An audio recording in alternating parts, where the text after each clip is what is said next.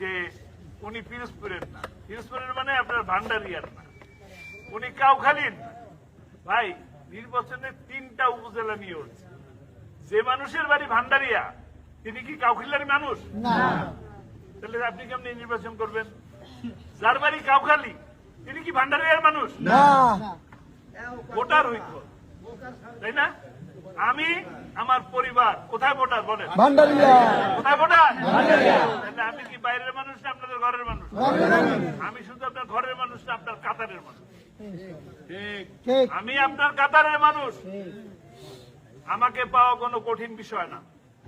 সারা বাংলাদেশ থেকে মানুষ আছে, আমাদের কাছে আসতেই পাওয়া যায়। অনেক ব্যস্ত মানুষ না, অনেক টাকার মালিক না, ইন্ডাস্ট্রি নিয়ে ব্যস্ত আছি, আপনার সাথে দেখা করার সময় নেই।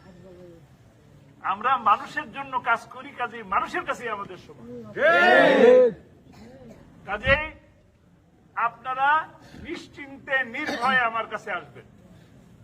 1, 2 হলো গত সরকারের বিরুদ্ধে 3বার আপনারা ভোট দিতে পারেন নাই, ঠিক কিনা? 14তে ভোট দিতে পারেন নাই, 18তে ভোট দিতে পারেন নাই, 23-এ ভোট দিতে পারেন নাই। এখনো দেখতেছি কেউ কেউ কারো কারো কাছ থেকে কমপ্লেন আসে যে বলে যে ভোট দিতে যাইতে পারবেন না, ভোট দিতে গেলে হ্যান করেঙ্গে ত্যান করেঙ্গে ঠ্যাং ভাঙ্গে। আবার বলে যে যদি জানো টেবিলের উপরে ভোট দিতে হবে। আরে ভাই, আগের বারও তো একই রকম মানুষ ছিল, আপনি কোন জায়গা থেকে আসলেন ভাই? ওরা ফ্যাসিস্ট, আপনিও কি ফ্যাসিস্ট নাকি?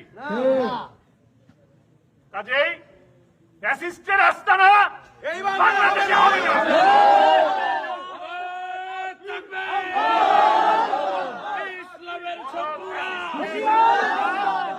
বাংলাদেশে হবে না, কোন ফ্যাসিস্টের আস্তানা আমরা হতে দেব না ইনশাআল্লাহ।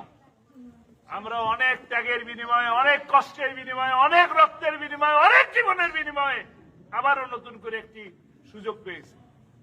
এই সুযোগ আমরা আর হাতছাড়া করতে দেব না ইনশাআল্লাহ। এবার কিন্তু সরকার থেকে শুরু করে সুশীল সমাজ, সাংবাদিক সকলে বলতেছে, সকল মানুষ বলতেছে এবার চাবি আপনার হাতে। এবার কার হাতে?